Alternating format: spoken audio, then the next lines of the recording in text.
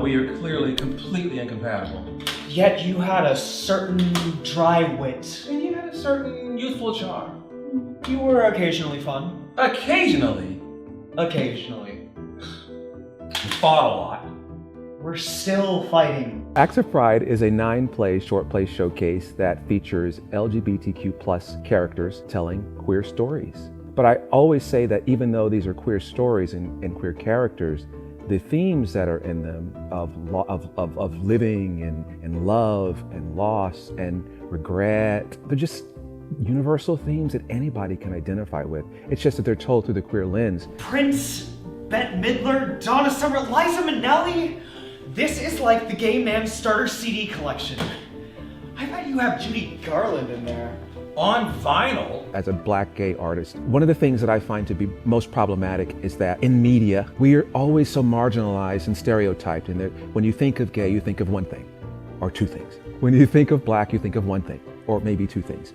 But the spectrum is so wide on who we all are, and even sometimes amongst our own groups, we aren't all the same. Not all Black people are the same, not all Latinos are the same, not all, we know not all white people are the same. We know not all straight people are the same. One of the benefits to producing work like this is to show just how varied we are. I love you! Go for it! Go ahead! I deserve it, man! You hit like girls. Ow, ow, ow, that actually hurt. Ow, ow, stop! Now stop! I have 4 local playwrights and 5 national playwrights. 3 of the plays are world premieres. I'll tell you about one of my favorites, and not just because I came up with the story, but I really like this one a lot.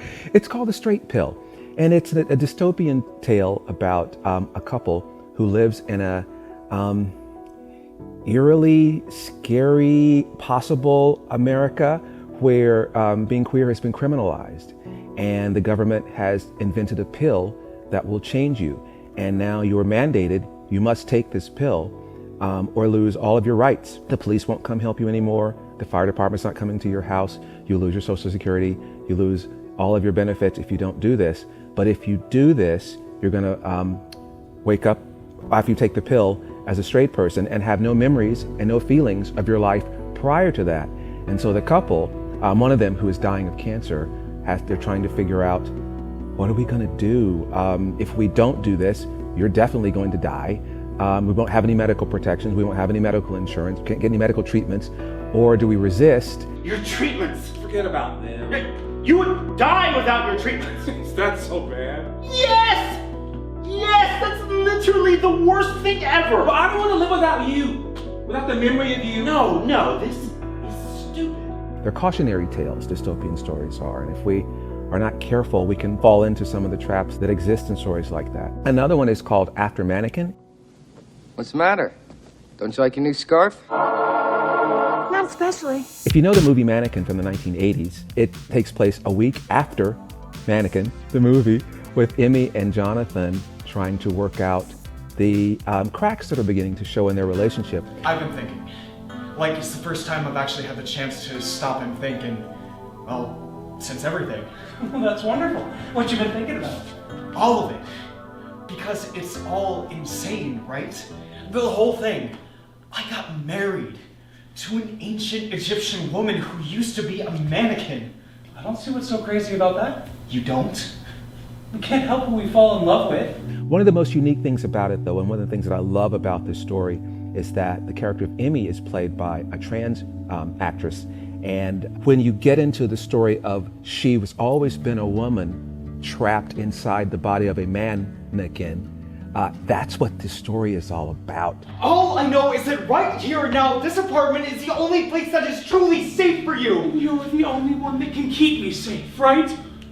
You can't hide me away forever, Jonathan. And the complexities of Jonathan, who was in love with a mannequin, and now that Emmy is a fully fledged woman, that has presented problems in their relationship, and that's what they're trying to navigate through. How does he show up out of nowhere? Here! Now! One of our biggest comedies is called When Jesus Drops By for Tea. It's all comedy, but it's about a gay couple, and Jesus has literally dropped by their house for tea, that can stir you up a little bit. But it's a very, very funny show that packs a punch with what it has to say. Because secrecy was the price to pay for loving you.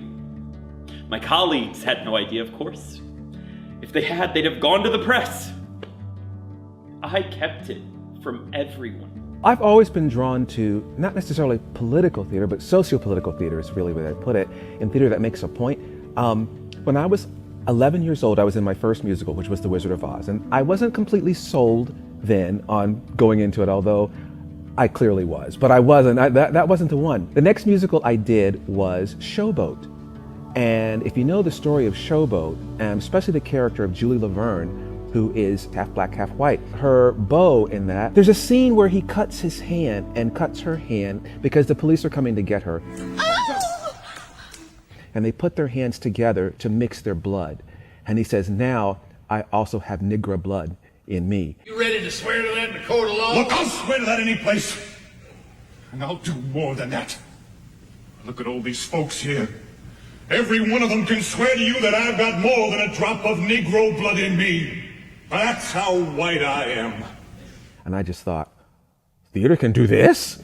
And I just thought that is so powerful and what that's about. And as an artist, I like to do work that you can pat your foot to if it's music or stuff that you can smile and laugh along with, but you take something out of the theater with you and that you take something home and it stays in your body, it stays in your psyche, and you want to go off when you finish watching it and talk about it. You want to go have some coffee and discuss what you've just seen. Those are the plays that I'm really drawn to. So all of these plays that I selected for this, you can take something from them and you can enjoy it. Universal themes, human stories, told through the lens of LGBTQ+ people. I will always love you.